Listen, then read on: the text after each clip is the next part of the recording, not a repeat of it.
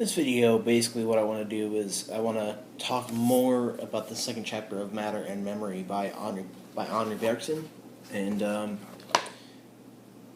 I've done quite a few videos about matter and memory by now, and I plan on doing at least a couple more on the second chapter and then moving on to the third, and hopefully just doing quite a few videos on the third and fourth chapters as well. And then moving on to creative evolution. I have a video which is called Memory and Nascence about Henri Bergson, and this one is just going to be about it's on page 90 of chapter 2, which is called All of the Recognition of Images. It's on page 90, and it's the second part, I guess, and it's about recognition for one. We're talking about memory and recognition and what recognition is, and what attention is, and what movement is, and we're talking about movement from memory and perception, and we'll basically movement from memory into movement from memory, and it's a lot about nascent action, and it is in a way talking about this evolution thing that he goes over in different ways in the creative evolution. It's kind of still saying more things about the two substance self, which is moving forward, spontaneously, and its perception and its memory together, which it's the consciousness, which is the bridge between past and future, and it's with what it is in perception and memory, it moves forward. So first thing that should be said is that the association of a perception with a memory is not enough to account for the process of recognition. Now this is like a bigger process, a little bit more in-depth thinking about what this process of recognition actually is. So thinking about just a memory and a a memory, which where a perception calls for something, it basically renews something that is stored in memory, and we're still thinking about the thing that Theodore Ribot would say, which is that certain brain states can be correlated directly with mental states, and he's always against that and says different things against that, depending on what exactly he's getting at. To recognize a common object is to know how to use it, and there's a similar aspect in knowing and understanding something, to recognizing it. It's similar to Heidegger's ready to hand, because we understand a hammer, or we understand a hammer, that famous passage in chapter 3, part 1 of or division 1 of Being in Time by Heidegger, that we understand a hammer by how we pound in a nail, or we understand a glass as to how we drink from it. We understand different things as to how we use them. But then present at hand things are different way of being, I guess. But to recognize something is to know what it's used for, and to know how to use it, and to know at least that much, and to know at least that much about it. The habit of using the object has then resulted in organizing together movements and perceptions. The conscious of these nascent movements, which follow perception after the manner of a reflex, must be here also at the bottom of recognition.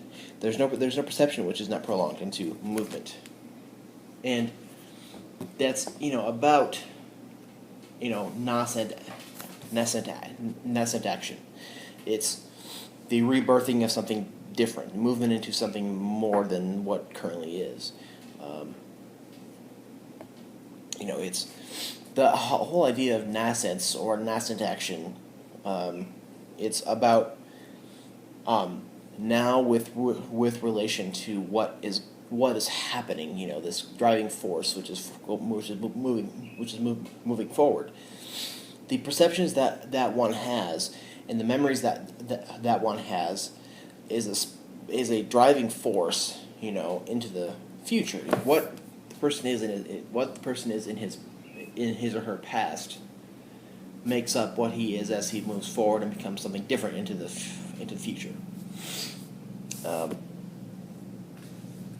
And that's, memory.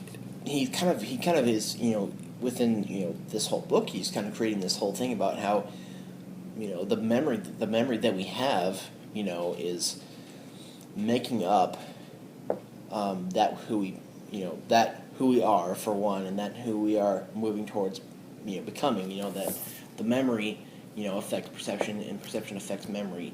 And I want to make a different video about that, because later in this book, or on page 99 and on page 109, he talks about that little relation, and I'll discuss that in a different video.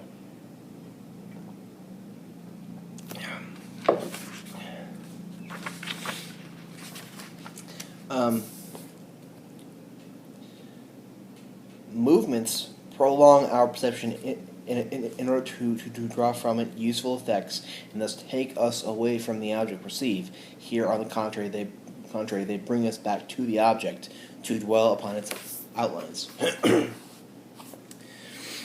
And then the part two, I guess. In those cases where recognition is attentive, where memory images are regularly united with the present perception, is it the perception which determines mechanically the appearance of the memories, or is it the memories which spontaneously go to meet the perception? And that's a thing about the relation between perception and memory, and how they affect each other. Now, I'm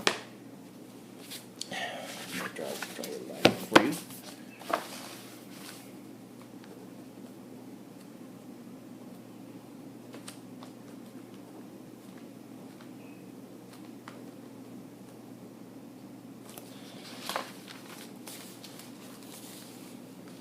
This chain right here, when we perceive something,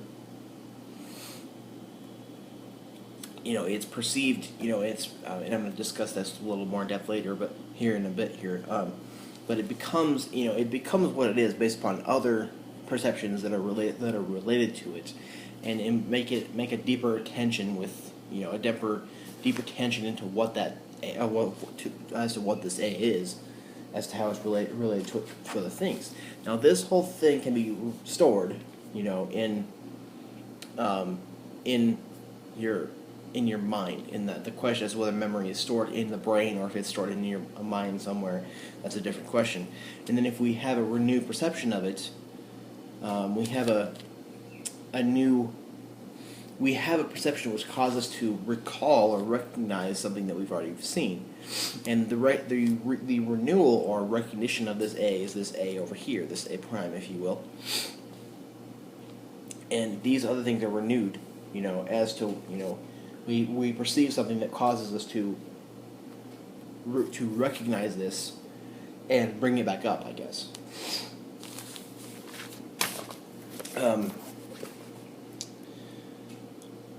An act of attention implies such a solidarity between the mind and its object. It is a circuit so well closed that we cannot pass two states of higher concentration without creating whole and entire so many new circuits which envelop the first and have nothing in common between them but the perceived object. Larger and larger circles, B, C, and D, correspond to the growing efforts at intellectual expansion.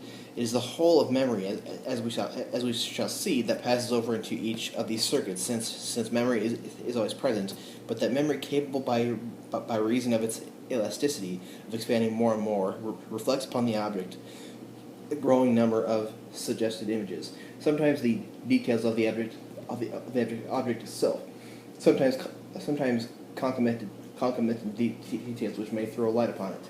Thus, after having rebuilt the object perceived as an independent whole, we reassemble together with it the more and more distant conditions with which it forms one system.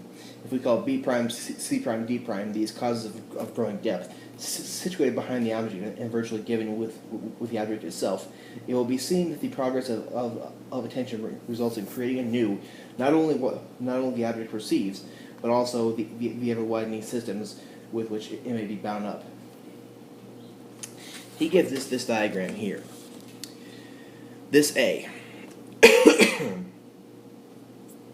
When we perceive this object, this O,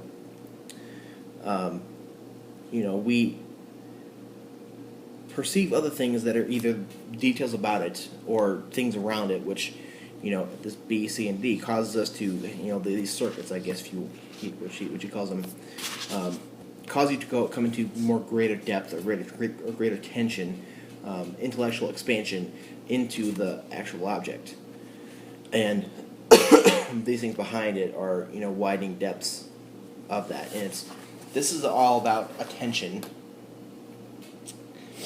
in that attention, is a big deal, I guess, when it comes to recognition. And it's all about this movement. It's about this nascent action. In the degree of these recollections draw near to movements, and so to external perception, the work of memory acquires a high practical importance. Past images reproduce exactly as they were, with all their details and even with their effective coloring, are the images of idle fancy or of dream. To act is just to induce this memory to shrink, or rather to become thin and sharpened, so that it presents nothing thicker than the edge of a blade to actual experience, into which it will thus be able to penetrate. It's move, and I guess we can think about what movement is. Movement in this case, when he talks about high practical importance. Recognition and attention have high practical importance.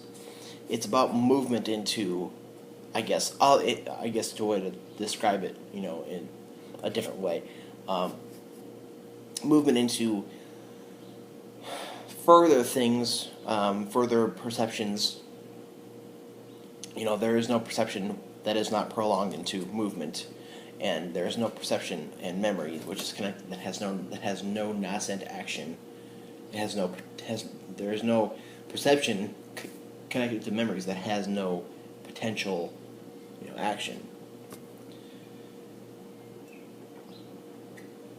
The fact that there is no perception that is not prolonged into movement is the main point of what this is, and this kind of relates to the existentialist kind of theme of how the facticity and the transcendence.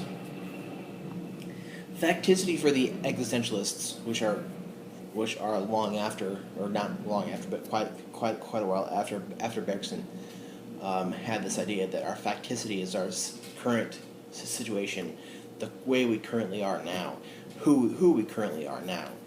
And the way things are for us now, and the transcendence is the potentiality, the potential for who we could be, the way things could be, and for Simone de Beauvoir, it's about doing projects in order to make our facticity our transcendence. It's about moving towards higher things. For her, it's accepting that ambiguity, and not being in bad faith, and moving towards, moving towards making our transcendence our facticity, and this is a lot of that, because perception, in attention and thinking about these things, thinking about attention and recognition, has a lot of bearing on what the nascent action of a certain perception and the corresponding memories are. Looking at recognition and attention is just another way of kind of looking at, I guess, movement and nascent action are kind of similar things, because movement is movement into beyond what currently has happened, into different into different areas of the world, I guess, if you want to call it that. That's a bad way of explaining it, and I think I may have butchered that because I'm just trying to put it in better term, like not more better terms. You know, he says that, like I said before, past and future, the boundary between that is consciousness. Consciousness, is the bridge between past and future, and similar to the existentialists like Simone de Beauvoir. There's this driving force that is the human person, and moves forward at a certain pace, because perceptions become memories, and memories which is the past, make us who we are, and the future is that movement, and we are moving into that future, and what happens, what we recognize, and what we broaden into attentions, and what our attention broadens into, the circuits, those broadening circuits, has bearing on what all of that is, on what the future is, on what I could ramble on about this for a while. If I haven't explained something very well, comment on the side here, and I'll be glad to discuss it with you. And if you are expert on Bergson, I'm not an expert. I've just read a lot of his works. Comment below. I'd love to discuss this with you. And if you think I've said something wrong or butchered something, please comment. I'd love to better myself as well. Thank you.